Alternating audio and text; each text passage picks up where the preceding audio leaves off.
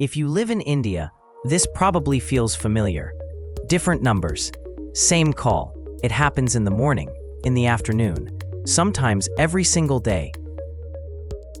Most people think spam calls are random. They're not. Your phone number didn't leak once. It traveled. Spam calls feel personal. It feels like someone chose you. They interrupt your day. They break your focus. Over time, it creates frustration, but this isn't personal at all. It's mechanical. Your phone number usually begins its journey in a very normal way. You type it into a form.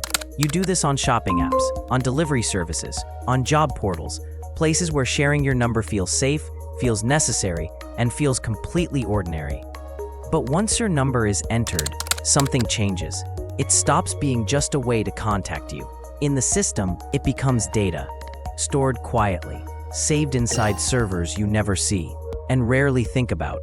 From here, control doesn't disappear instantly. It just starts to fade. Many companies don't keep your data to themselves. They share it with partners, not secretly, often legally, written deep inside terms most people never read and rarely remember agreeing to. Then there are data brokers, companies built around one thing: collecting information, organizing it, and selling access to it. Not names, just numbers, at scale. This is usually where spam begins, not with a phone call, but with a list. Not all data is shared on purpose. Some of it leaks, databases get breached, systems fail, and information slips out quietly, without announcements, without warnings. When data leaks, it doesn't leak one number at a time. It leaks in bulk. Thousands, sometimes millions, collected, copied, and passed along. Most people never hear about these leaks until the phone starts ringing. Walking a spam call feels like control. You press a button. The number disappears from your screen. For a moment, there's relief. It feels like the problem has been handled, like you've taken something back. But that feeling doesn't last.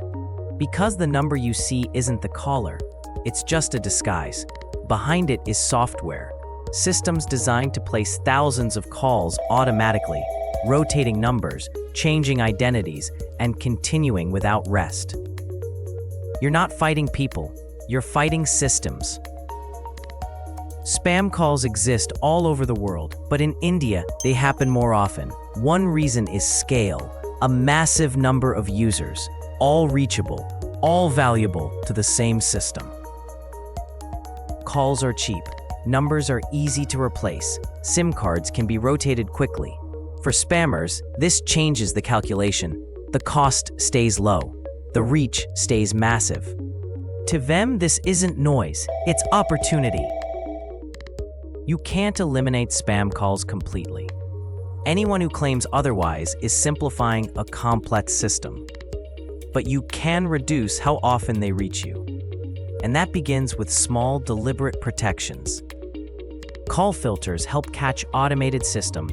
Being selective with your number matters more than people think. Awareness changes behavior, and behavior compounds quietly over time. Spam calls aren't bad luck. They're the result of systems working quietly in the background.